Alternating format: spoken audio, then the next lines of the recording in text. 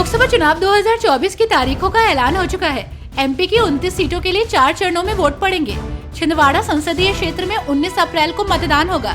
इससे पहले फेज में प्रदेश की 6 सीटों पर वोटिंग होनी है। घोषित कार्यक्रम के अनुसार पहले फेज के लिए नोटिफिकेशन 20 मार्च को जारी किया जाएगा। इसके लिए 27 मार्च तक नामांकन दाखिल किया जा सकता है। 28 मार्च को नामांकन पत्र की जाँच होगी। 30 मार्च तक पर्चा वापस लिया जा सकता है। तो वहीं 19 अप्रैल को वोटिंग होगी और 4 जून को नतीजे सामने आएंगे। चुनाव की तारीखों के ऐलान के बाद से ही महाराष्ट्र में भी लोकसभा चुनाव का शंखनाद हो गया है। चुनाव आयोग ने लोकसभा चुनाव की तारीखों का ऐलान कर दिया है। तो वहीं महाराष्ट्र में कब वोट पड़ेंगे इसकी तारीखें भी सामने आ चुकी हैं। आपको बता दें कि महाराष्ट्र में लोकसभा की कुल 48 सीटें हैं, जिसके लिए यहां पर 5 चरणों में वोटिंग होगी।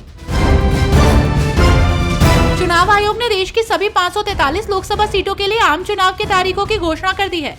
लोकसभा चुनाव 2024 कुल 60 चरणों में कराया जाएगा।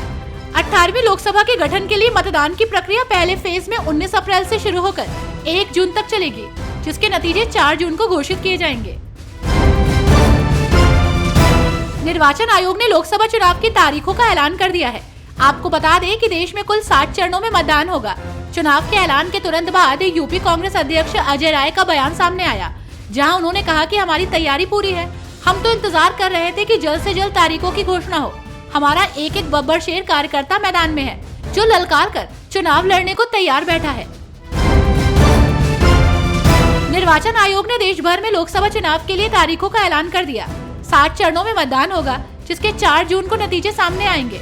जहां यूपी की 80 लोकसभा सीटों में से घोसी सीट पर 7वें चरण में 1 जून को वोटिंग होगी। इससे पहले नॉमिनेशन के लिए 7 मई को नोटिफिकेशन जारी होगा। 14 मई नामांकन करने की आखिरी तारीख होगी। तो वहीं नामांकन वापस लेने की तारीख 17 मई होगी, जिसके बाद 1 जून को मतदान करने की प्रक्रिया होगी।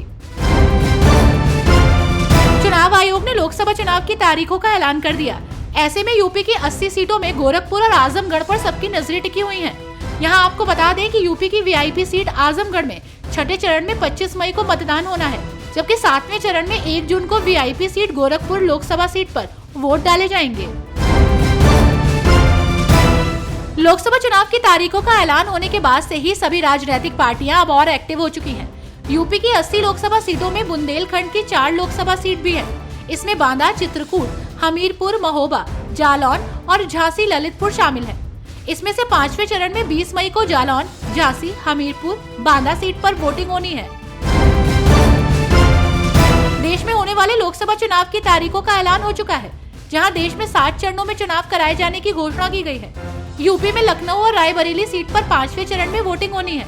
हैरानी की बात तो ये है कि यूपी में कांग्रेस और सपा के बीच गठबंधन हुआ है, जिसके तहत रायबरेली सीट कांग्रेस को मिली है। हालांकि इस सीट पर सोनिया गांधी ने अब चुनाव लड़ने से इनकार कर दिया है। अब देखना ये होगा कि कांग्रेस पार्टी इस सीट पर किसे उम्मीदवार के रूप में उतारती है। चुनावी तारीखों के ऐलान के बाद से लोकसभा चुनाव की तैयारी में लगी सपा पार्टी ने अपने उम्मीदवारों की 5वीं लिस्ट जारी कर दी है। पार्टी की ओर से जारी की गई इस लिस्ट में 6 उम्मीदवारों के नाम घोषित किए गए हैं, जिसमें गौतम बुद्ध नगर से डॉक्टर महेंद्र नागर, मिश्रिक से मनोज कुमार राजवंशी, सुल्तानपुर से भीम निषाद, इटावा से जितेंद्र दोहरे, जालौन से नारायण दास अहिरवार और बहुचर्चित सीट आजमगढ़ से धर्मेंद्र यादव को उम्मीदवार के रूप में उतारा गया है। बंगाल की समस्त 42 लोकसभा सीटों के साथ तृणमूल कांग्रेस उत्तर प्रदेश की 1 सीट पर भी चुनाव लड़ेगी। सपा पार्टी ने यूपी की भदोही सीट तृणमूल के लिए छोड़ रखी है। तृणमूल के टिकट से वहां ललितेशपति त्रिपाठी चुनाव लड़ेंगे, जो पूर्व मुख्यमंत्री कमलापति त्रिपाठी के वंशज हैं।